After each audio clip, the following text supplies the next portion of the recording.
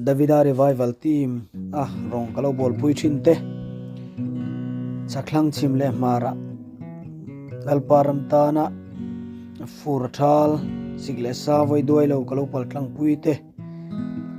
tuna chuan mani se mola lawom sang in kan in hukhom lei the to lova anni porong bol na mun sanga te an lo tul veta a abik takin mission field pastor lalmon puya vai phei te tirko halal biak dika chungtlang tirko hlal nun thar rai ek tirko pisimal som tluanga na lan tirko lalom puya opia pangbal kon tirko zaon rama isuala aizol veng hlui le tirko lan ma chuan te a thuam pui aizol te Davida Revival Team Rawngbawlpuite te kangai zual thin le mai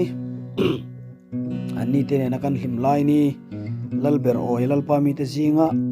tual kan chai lai te mitla rang chungin he lai ka zia ka kan lo sachin ange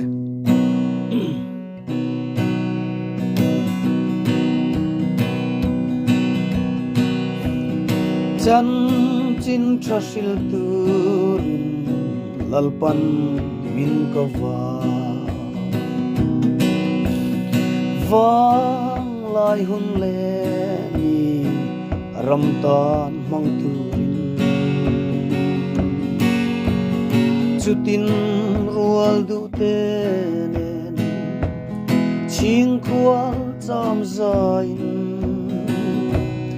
zayon lamoi rem min lalpa mi te kan oi chi ma se leilung danin kan ka dang ta nun hlui ngai oman chang ta lal rong bol ho lai te Hovel buai natin reng le sual tui phone karahian kan chuan na apianga dal ram tan trang zelang ko hovel buai natin reng le sual tui phone karahian kan chuan na pianga dal ram tan trang zelang po